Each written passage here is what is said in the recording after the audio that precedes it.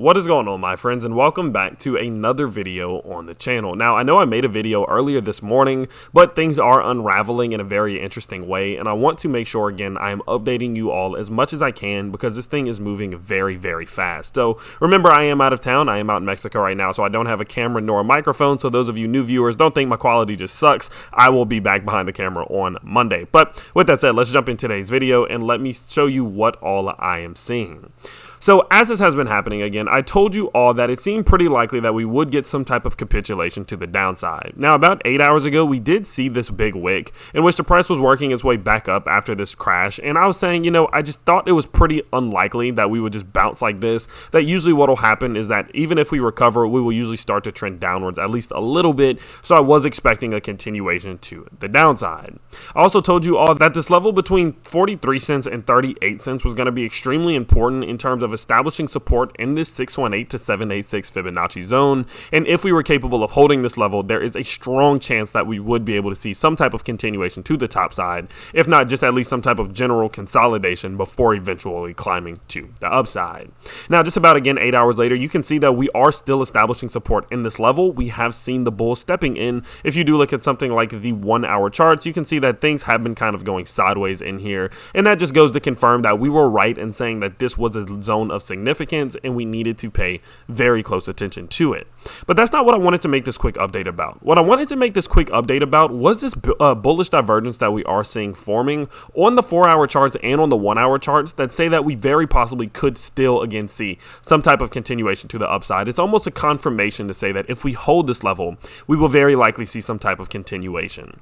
Now, what I'm going to be paying attention to are the lows in which we are attempting to put in here in comparison to the RSI. So obviously you can see on the 7th of September, we put in this low, and currently we are still at the higher low, right? So we're still climbing, setting the higher low as long as we are above 33 cents. But in that same time frame, we have put in a low and are already setting the lower low on the RSI as it comes back down to retest about 46. Now, although again, Luna Classic isn't one that moves only on technical analysis, I do believe it is important to at least go back and look at the history of when this happens and what usually happens because of it. So the last time we saw this happen was going to be about a week ago. And as this did play out, we of course did put in a low right here. Let me move this out the way so I can see some dates.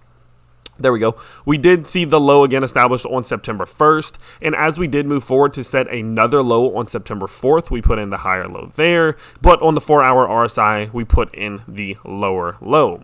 Now, off of that bullish divergence, that was the beginning of the next run to the upside, in which we did see a push of about 80%, and so for that reason, this bullish divergence did play out very well. Now, it is worth noting that we did see this bullish divergence playing out after a fall of about 30%, and we are currently seeing a fall roughly right around 30 to 29%. So of course there is correlation there. Now it's not just that one, right? If we go back a little bit further, we can see here that there was another case of bullish divergence in which we did go in and put it a little bit on more of a smaller scale. And as you can see, let me just kind of zoom in. You can see here that we went in and put in this low right around August 24th, and as we did go forward to August, or the end of August, right around August 27th, we put in the higher low, but in that same time frame, we did go ahead and put in the lower low on the RSI towards this 55-ish level.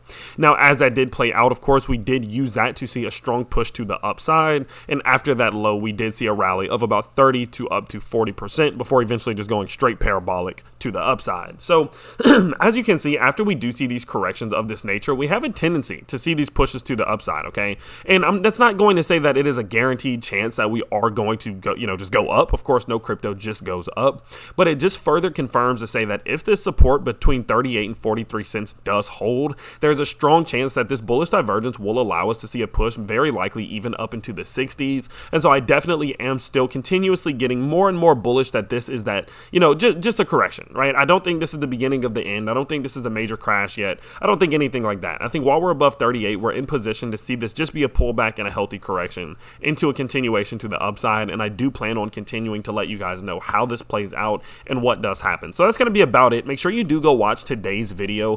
From this morning, I also did forget to mention that all trades I am doing are through BitGet. They are the best exchange in the world, in my opinion. And if you do sign up with the link down below, you will get up to $4,000 in bonuses, as well as $1,500 a month will be allocated to the best trader from my community. They have some of the best fees. They are the most convenient, and I do believe they are, again, the best in the world. So do go sign up with them down below with the link in the description and the first one in the comment section below.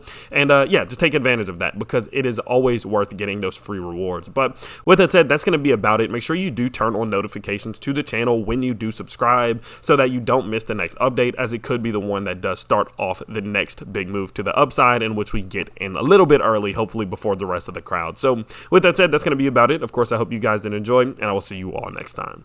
Peace.